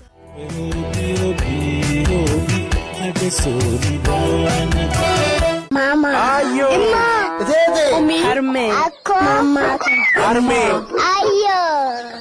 Haati maatii hortee biyya tokko taati. Haadha maatii biyyaa biyya haadha maatii. Haadha maatii. Sagantaa raadiyoo haadha maatii. Sanbata duraa yeroo hundumaa waaree booda sa'aatii 10:00 hanga 12:00 Hiyoobii miidiyaa foorooliin qophaa'ee karaa AMN FM 96.3 isin bira gaha. Haadha maatii. Haadha maatii. Haadha maatii. Kabajamtoota dhaggeeffattoota keenyaa xalayaa keenya isaa lammaffaa fi isa dhumaa dhaggeeffannee walitti deebineerra. Egaa xalayaan kun Ofuma barreessite. ofiin barreessee waa'ee barsiisotaati. Yeroo gabaabduu kana keessatti waa'ee isaanii haasa'anii fixuun illee hagam ulfaataa ta'uyyuu nu biratti maaltu jira seete yeroo nuti kutaa tokko hanga 5tti barannee barnoota gosa 5 barannaa gosa 5 sana nama tokkotu nu barsiisa. Gosa 5 barsiisa tokko nu barsiisa. Daree dhuunfaa jedhamu sana kan maqaan waamu isaanii saayinsii naannoo Ingiliffaa kan nu barsiisu isaanii jechuudha. 5 boqonnaa tokko malee nu barsiisu. Amma ani ishee kutaa tokko haga 5tti na barsiiste dhugaa warra kan yaadachuu dhiisuu hin danda'a. Ishee garuu akka haadha koosee lammaffaa natti fakkaatti dubartiidha akka carraa ta'e akkamitti akkanisee ibsuuf waan beekusuma dhugaa haadha koo taante sananii dubbachuu barbaade bifa xelayaatiin gabaabaadha. Barsiisota wanti baay'een jedhameeraaf akkuma silas jedhee wanti baay'een dubbatameera sirbameeraaf illeeti wanta baay'eedha. Barsiisonni warri kun garuu inuma na dhibu. Dhuguma na dhibu jechuun sa'aatii amma kana dhaabatanii galgala wanta ijoollee kanaaf fidanii dhufan qayyabachaa buluu guyyaa guutuun wajjiniin ooluu kana keessatti immoo kutaa tokko jechuun yeroo keenya keejii jedhama miti barumsaa oolmaa daa'immanii sana waggaa tokko qofa barannaa seeyyuu abaa caadaa sana baranneetu bara keessan immoo hin jiru iyyuu fakkaata mitiin. Injireetiin dursiidha. Oolmaan daa'immanii bara dhiyeenyaati kan jalqabe naannoo magaalaatti malee ammayyuu bara naannoo baadiyyaatti koo oolmaan daa'immanii hin jiru mitiire. Natti fakkaata eeyyee. Magaalota xiqqoo gurguddaa yoo ta'e malee magaalota kan xixiqqaatti hedduu oolmaan daa'immanii heddumaan hin jiru. Eeyyee sana dhagaa gatiin barsiisotaa akka salphaatti akkasitiin haasa'amee dhumullee ta'uu dhaabaatu galatoomaa jechuun hin barbaada. Kan barsiisota waan akkuma tikaastee waan daqiiqaa keessatti haasofnee bira darbinu miti. Maali dooktorri achumaa ba'a, paayileetiin achumaa ba'a, injiinerri achumaa ba'a, wanti hundi achii ba'a ogeessi akkamii barsiisota ka'umsisaa jechuudha. Sadarkaa jalqabaatti maatii akkuma duratti kaasne maatiidha murteessaan manni barumsaa jalqabaa daa'immaniif akkaataatti ka'an akkaataatti qaramaniif maatii akkuma ta'etti sadarkaa lammaffaatti immoo barsiisota akkuma duratti kaasne iddoo isaan oolmaan isaanii mana barumsaati. Ammallee akka dareen dhuunfaa baay'inaan hafaa jiranatti fakkaata. Dhuunfatanii akka amma duratti amma jiranatti fakkaate qulqullina barnootaa irrattis dhiibbaa qabaatedha yaadamuu fi maaliif namni tokkichi saabjektii yookiin immoo gosa barnootaa hunda wal faana qabate maybe yookiin immoo tarii dhiibbaa qabaachuu waan maluu fi sana yaadameetu ta'uu danda'a. Seerri isaas akkasuma jedha. Kanaaf dadhabbiin barsiisotaa yoo akkasitti kaasne baay'ee sadarkaa isaanii gabbuusuu ta'a. Maaliif waan isaan dhugaama dubbachuudhaaf jireenyi barsiisonni jiraatanii ganama akkuma jettee baanii barataa wajjiniin keessumattuu barataan immoo amala adda addaa qaba. Daree keessatti karaa adda addaatii walitti dhufaa maatii adda addaa irraa walitti dhufaa kun amala biraa agarsiisaa kun gabba'uu barbaada kun daree keessatti jeequu barbaada. Sana hunda danda'anii maqaa waamuu sanirraa qabxii isaanii sirreessuu guyyaa waliin ooluu achii galanii immoo waan silaa barsiisaa oolan immoo soroorsanii yeroo ka'an qormaanni jiraachuu danda'a. Wantoonni adda addaa jiraachuu danda'u. Isa yoo fixanii ka'an immoo waan boorummoo barsiisan immoo sanarraa dura ofii baratanii ka'anii qayyabatanii ka'aniitu miti qabsoo cimaa isa qayyabataa buluu ganama immoo dhaquu jireenyi isaanii sanuma keessa marmaartee jechuudha. Kanaafi barsiisonni akkuma walii galaattuu xiyyeeffannoon kennamuufii qabachuudha. Barataan illee amma akka durii barsiisota kabajuun hin jiraare. Akka bara keenyaa natti fakkaatu. Dur bara yoo barsiisaan waan ta'e tokko dhiyootti dubbate akka maatiin qixxee sodaannaan. Baay'ee maatii darbaadha yoo waan maatii irraa hin sodaanne barsiisaa irraa sodaatu barataan. Amma iddoo adda addaatti hanga harkaan qabachuutti yeroo isaan ga'an jira miti. Kanaaf baay'ee haala akkuma kanatti iyyuu jechuudha kabajaan gabbu'eeyyuu barataa danda'ee waa meeqa danda'ee barsiisaanii jireenya hunda baadhatee barataa kana hunda horatee utuu hin hambifatin utuu ogummaa isaa tokko of keessatti hin hambifatin ijoollee isaa qara barataa abaluuti jedhamuullee jaallata barsiisaanii dhugaa baay'ee sadarkaa guddaa yeroo ga'anii immoo sadarkaa injiineeras haa ta'uu dooktoras haa ta'uu sadarkaa paayileetis haa ta'uu sadarkaa adda addaatti bakka adda addaa ga'anii yeroo argan immoo itti gammadu waan oomishan kanatti jechuudha. Kanaaf utubaa biyyaati jechuu dandeessa. Qonnaan bulaa fi isaanii hunduu bakkuma bakka isaatti akkuma jirutti ta'e qonnaan bulaan yoo inni qotee fide malee namni waan nyaatu hin jiru. Barsiisaanis immoo yoo barsiise dhaloota hin qariin akkasumas immoo eegduunis akkasumatti yoo eege biyya bulche sadarkaa isaatti jira. Garuu ka'umsi waa hundaa namni barate iddoo tokko ga'uufis haa ta'u qonnaafis haa ta'u dooktoruufis haa ta'u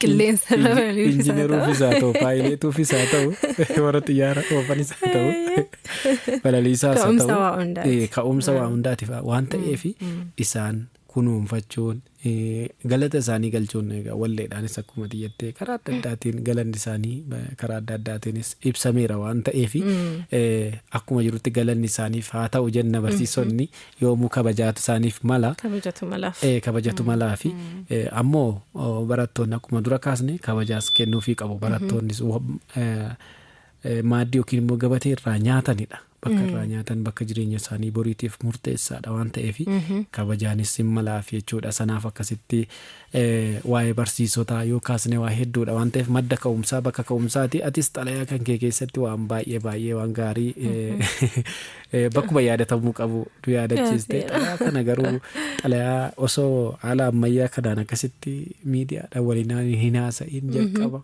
Namni xalayaadhaan kan ergaasaa dabarfachuu jalqabe haasaattiin walii dabarsu amma barasteessi addunyaa daangaa addunyaa tokko gara daangaa biraatti bilbilaan isaa ta'u teekinooloojiidhaan akka nama walitti dhiyaanne dur xalayaadhaan namni kan inni ergaa walii dabarsaa ture warri keenya dur iyyaan walitti dabarsaa turan yoo amma fakkeenyaaf labsii wayii ba'e iddoo ta'e sagaleedhaan inni tokko labsee ganda biraatti dabarsa. Gandi inni biraan akkasitti wal qaqqabsiifamaa ture jechuudha. Yookaan immoo deemaniis kan wal qaqqabsiisaa turan. Achii booda immoo wanta erga namni waa baratee immoo sadarkaa waa barreessuu irra ga'e immoo xalayaa walii barreessuu jalqaban. Xalayaadhaan barreessanii sanuu immoo bar waraqaan hin jiraare kan ofii waraqaanis hin jiru kan dheefi waa bulbulanii waan qalama adda addaa irraa bulbulaniiti biqilaa adda addaa irraa hojjetanii isaanii kal'ee irratti barreessanii isaan ergaa bakka adda addaatti ergaa walii dabarsaa turan jechuudha. Amma bar xalayaas inni akkasitti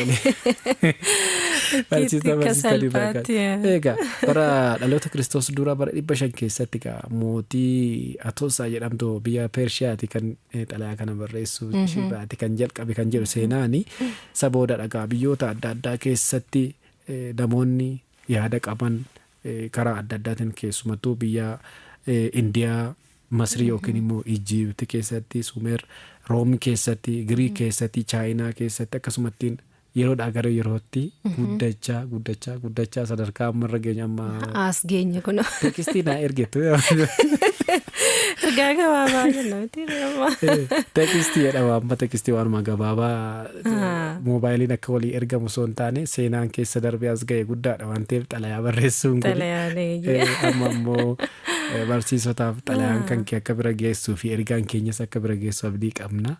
Barsiisota koo isaan jaalladhu akka tasaa sagantaa kana dhaggeeffachaa jiru ta'ee kabajiif jaalalli koo isaan qaqqabuun jedha waan hin jedhuun qabu. Egaan dhaggeeffatoota keenya Hiyoobii miidiyaa foorooliin qophaa'ee karaa AMN FM 96.3 kan isin bira ga'u sagantaan keenya haadha maatii tokko lama jecha amma gara dhumaatti dhufaa jira. Isin keessummeessuun kan isin waliin ture Anroomaan Efreem akkasumas immoo Yusuf Warqisaati. Osoo garaan adda naman baasiin karaan adda nama baasteedhama. Sagantaan keenya sooma nutti mi'aawu yeroon keenya nu daangeessitee jirti torban immoo qophiilee haaraa tokko lama jennee seenaa jiraatames ogeessi maal jedhaas akkasumas xalayoota keessaniin kan biraa qabannee hanga isiniif deebinutti nagaan nuu turaa isiniin jenna akkuma dura kaasnee hangasitti immoo yaada nuu kennu yoo barbaadan qophicha irratti karaa toora bilbilaa keenya nuu yaadachiistaa takka. Toora bilbilaa keenya duwwaa 11 duwwaa 84 akkasumas duwwaa 11 akkasumas karaa ergaa gabaabaa 8288 yaada qabdan nu biraan ga'uu dandeessu qeeqa keessan illee akkasuma karaa toora teelegiraamii keenya duwwaa 963 duwwaa 5 yaada qabdan nu barreessuu dandeessu. Akkasumas immoo xalayoonni keessan akka iddoo kanatti isiniif dubbifamaniif barreessitanii nu erguu dandeessu akkasumas sagalee keessaniin illee waraabdanii nu erguu dandeessu isiniin jenna.